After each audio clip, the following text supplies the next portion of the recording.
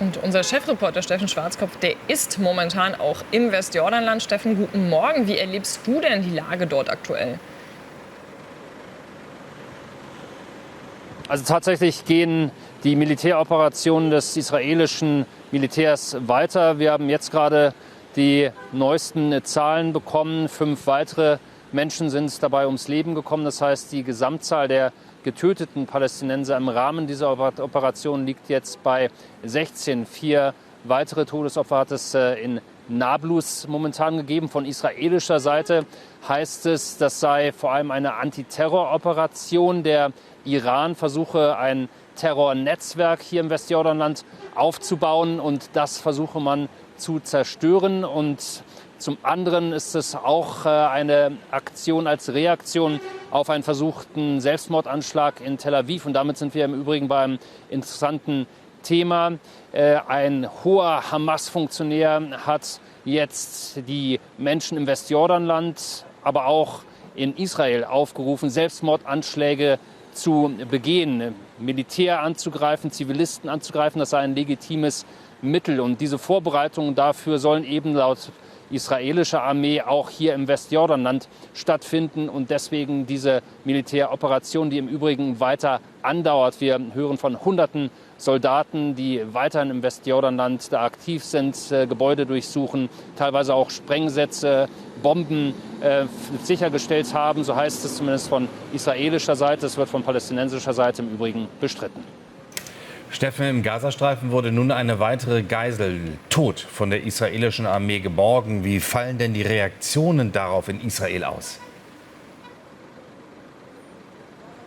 Also es handelt sich dabei um einen getöteten israelischen Soldaten, der am 7. Oktober bereits getötet wurde, am Tag des Terrorangriffs der Hamas. Und dort hat man jetzt die sterblichen Überreste gefunden. Der Name des Soldaten, das Alter, all das wurde nicht veröffentlicht auf Wunsch der Familie. Aber damit sind wir natürlich beim Thema Geiseln. Und wir merken und haben erlebt, dass der Graben zwischen Angehörigen der Geiseln und der Regierung Netanyahu immer tiefer wird. Warum? Hier ist die Antwort.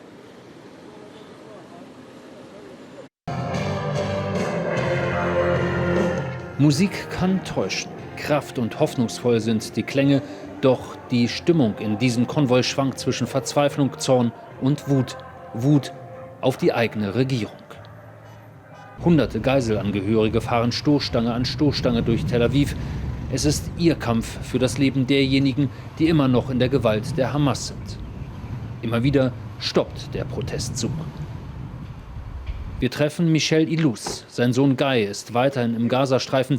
Er ist tot, wie man inzwischen weiß.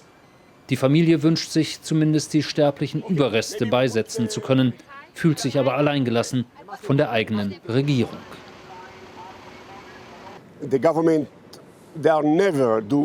Sie tut nichts, überhaupt nichts für die Geiseln. Die Regierung will sie, auch meinen Sohn, überhaupt nicht zurück nach Hause bringen. Es geht ihr nur um Machterhalt, nur darum, dass die Regierungskoalition sich weiter im Amt hält. Ein Vorwurf, den wir wieder und wieder hören und der sich vor allem gegen einen richtet, Benjamin Netanyahu. Dieser Mann trägt eine Maske des Regierungschefs.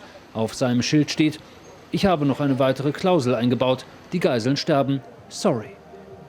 Gemeint ist Israels Verhandlungsführung mit der Hamas. Ich appelliere an mein Volk, geht auf die Straßen zu Millionen. Wenn wir alle protestieren, wird Netanyahu innerhalb einer Stunde weg sein und der Vergangenheit angehören. Es hat sich viel aufgestaut in den vergangenen 10,5 Monaten. Die Verachtung für die eigene Regierung geht so weit, dass viele der Angehörigen, die heute hier dabei sind, sich weigern, bei den offiziellen Gedenkveranstaltungen zum Jahrestag des 7. Oktobers überhaupt dabei zu sein. Und der nähert sich rasch. In 6 Wochen ist der Terrorangriff der Hamas, die Ermordung von 1200 Menschen und die Verschleppung von 250 Geiseln bereits ein Jahr her. So, und damit vielleicht kurz der Blick auf die Zahlen. Es sind nach offiziellen Angaben weiterhin 107 Geiseln in der Gewalt der Hamas. Mindestens 34 davon sind tot. Das heißt, man hofft, dass eventuell noch um die 70 Geiseln am Leben sind. Und die Militäroperationen im Gazastreifen, die gehen weiter. Aber auch hier im Westjordanland, wo wir momentan sind, gehen diese Militäroperationen massiver Art weiter. Man hat momentan, das muss man so deutlich sagen, 2 Fronten, an denen gekämpft wird. Steffen, danke für all diese Eindrücke.